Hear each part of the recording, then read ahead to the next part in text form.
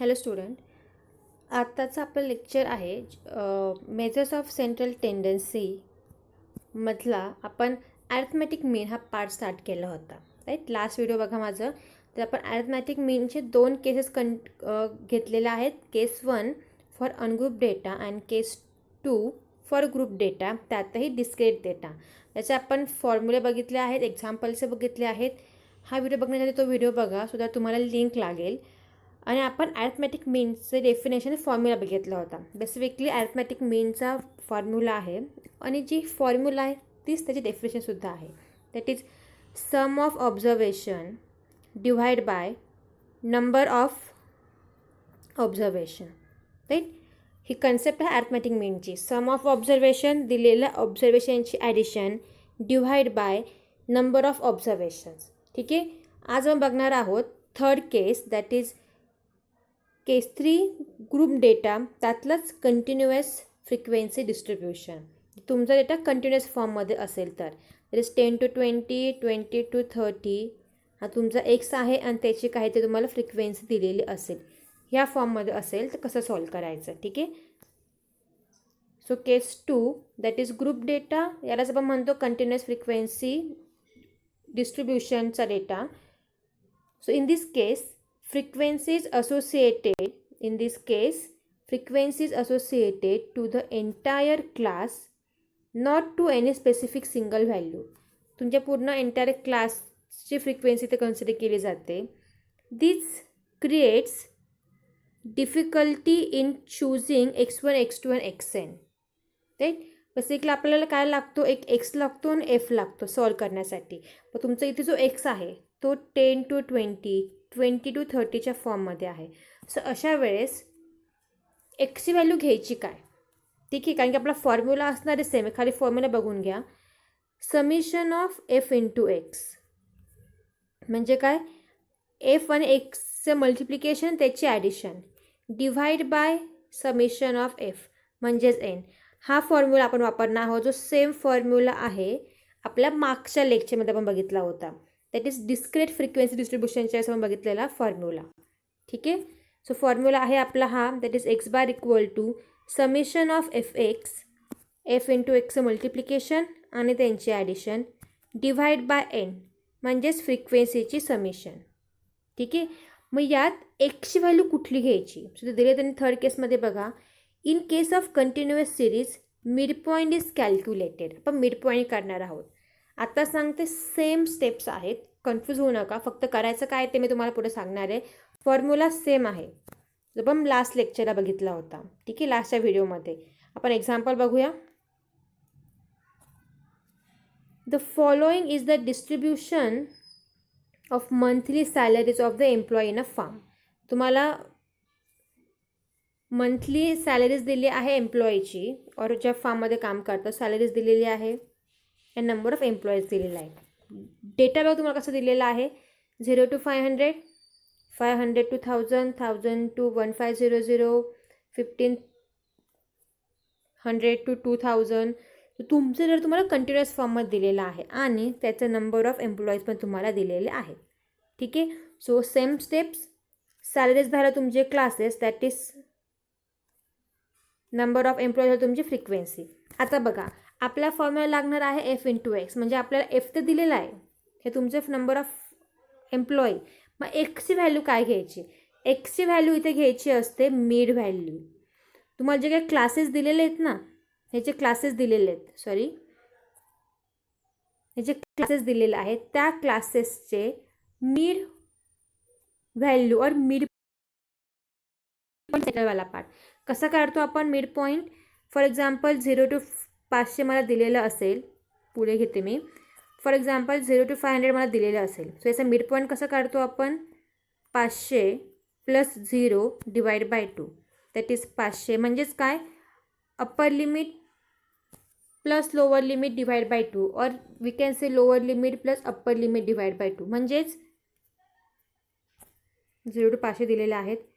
दिलेल्या लिमिट्सची ॲडिशन करायची तुम्हाला डिवाइड बाय 2, म्हणजेच 500 डिवाइड बाय 2 दॅट इज 250. म्हणजे तुमचं झालं मिड पॉईंट और मिड व्हॅल्यू. इथे बघा 0 to 500 250 त्याचे mid values 500 to 1000. Obviously 500 plus 1000 that is 500 to 1000 that is 1500 divide by 2 म्हणजे 750. सो काय करायचं आहे, प्रत्येकाची ह्या दोघांची ॲडिशन डिवाइड बाय 2, ह्या दोघांची ॲडिशन डिवाइड बाय 2, ह्या दोघांची ॲडिशन डिवाइड बाय 2, म्हणजे आपण मिड व्हॅल्यू काढतो आहे. असं प्रत्येकाचं तुम्हाला मिड व्हॅल्यू काढून घ्यायचं आहे. ठीक आहे, इथे तुम्ही प्रत्येकाची मिड व्हॅल्यू काढून घेतली आहे आणि त्याला मी नाव दिलं आहे मिड व्हॅल्यूज म्हणजे एक्स. सो मला आता बघा एक्स मिळाला, मला फ्रिक्वेन्सीज दिलेल्या आहेत. सो नेक्स्ट स्टेप काय असणार, मला मल्टिप्लिकेशन लागणार आहे. कसलं, एफ इंटू एक्स. सो मी ह्या दोघांचं मल्टिप्लिकेशन करून घेतलं, दोघांचं मल्टिप्लिकेशन केलं आहे.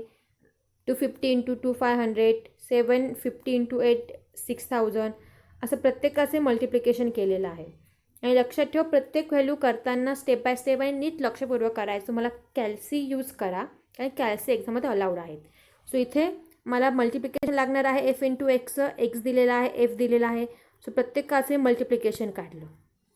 ठीक आहे, आता नेक्स्ट काय लागणार आहे, मला ह्या प्रत्येकाची मला ॲडिशन लागणार आहे. करेक्ट, इथे बघा एफ इंटू एक्सची ॲडिशन मला लागणार आहे. सो इन शॉर्ट मी इथे प्रत्येकाची ॲडिशन करून घेतली. इथे मी समेशन ऑफ एफ एन फ्रिक्वेन्सीची ॲडिशन केली आहे आणि एफ एक्सची ॲडिशन केली. ॲडिशन बघा माझी आलेली आहे 206,000 आणि माझी फ्रिक्वेन्सीची ॲडिशन आहे एन आहे माझा 100. ह्या आलेल्या व्हॅल्यू मी इथे पुट केल्यात. माझ्याकडे फॉर्म्युला आहे बघा, arithmetic mean equal to summation of F X divide by summation of F X divide by N. Summation of F एक्सची माझी व्हॅल्यू आहेत, इथे व्हॅल्यू दिलेली आहेत, ती व्हॅल्यू मी इथे पुट केली आहे. Summation of F x put केलं, एनची व्हॅल्यू आहे 100, डिव्हिजन केलं आहे, मला व्हॅल्यू मिळाली. ऑब्वियसली लगेच कळतं आहे, माझे 2 0 इथे कॅन्सल होतात, दॅट इज 2060 हे माझं आन्सर आहे. सो मी काय केलं एकदा रिवाईज करा.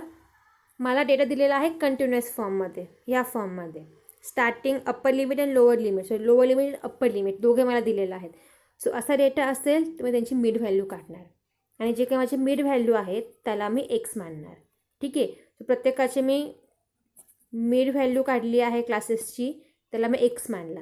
एफ दिलेलाच आहे माझ्या ह्या फ्रिक्वेन्सीज, तो माझा एफ. नंतर मला लागणार आहे एफ एक्स. सो मी ह्या प्रत्येकाचं मल्टिप्लिकेशन करून माझं थर्ड टेबल तयार केला. त्या थर्ड टेबलमध्ये मी इथे म्हणजे टोटल आहे. सिमिलरली फ्रिक्वेन्सीचे टोटल मी इथे काढलेले आहे 100. या दोघंही value summation of F X आणि समेशन ऑफ एन मी इथे पुट केल्या. Summation of F X summation of N that is ह्या व्हॅल्यू आणि मी सॉल्व केलेलं आहे. हे मला मिळालं माझं मेन. ठीक आहे, दॅट मीन्स काय, स्टेप सेम आहे. आपण लास्टला पण बघितलं, डिस्क्रेससाठी मला एक्स होता, एफ होता आणि एफ एक्स होता. मी समेशन काढे प्रत्येकाची फॉर्म्युलामध्ये पुट केलं. सेम फॉर्म्युला आहे, फक्त तुमचा डेटा ज्या कंटिन्युअस फॉर्ममध्ये असतो, या फॉर्ममध्ये असतो, त्यावेळेस तुम्हाला मिड व्हॅल्यू काढायची आहे. मिड व्हॅल्यूवरून तुम्हाला एक्स मिळणार. एफ तुमच्याकडे आहेच, त्यानंतर एफ एक्स काढा, प्रत्येकाचे खाली टोटल मेन्शन करा आणि टोटल मेन्शन केली की ह्या फॉर्म्युलामध्ये व्हॅल्यू पुट करा आणि सॉल्व करा. That's it. सो आपण 3 स्टेप्स बघितलं अर्थमॅटिक फाईंड करण्याचं. पहिली होती अनग्रुप डेटा, सेकंड होती ग्रुप पर डिस्क्रेटसाठी आणि थर्ड होती ग्रुप डेटा पर कंटिन्युअससाठी. ग्रुप डेटाचा फॉर्म्युला सेम आहे, आपला हाच फॉर्म्युला आहे same, summation of F X divide by N. स्टेपही सेम आहे, फक्त थर्ड केसला जेव्हा तुम्ही येतात कंटिन्युअस डेटाला, तेव्हा तुम्हाला डेटा कंटिन्युअसमध्ये असतो, त्याला आपण मिड व्हॅल्यू करून एक्स फाईंड करतो. सो एक्स आहे, एफ आहे, एफ एक्स काढतो, त्यांची टोटल काढतो आहोत आणि फॉर्म्युलामध्ये नॉर्मली पुट करतो आहे. ठीक आहे, ह्याचे काय एक्झाम्पल आहे, एकदा सॉल्व करून बघा, प्रत्येक व्हॅल्यू स्वतः काढून बघा आणि आलेलं आन्सर करेक्ट आहे का ते व्हेरीफाय करा. ठीक आहे, आजचं आपलं लेक्चर एवढंच होतं. थँक्यू. व्हिडिओ आवडला असेल तर चॅनलला सबस्क्राईब करा, व्हिडिओला लाईक करा आणि व्हिडिओ शेअर करा. थँक्यू.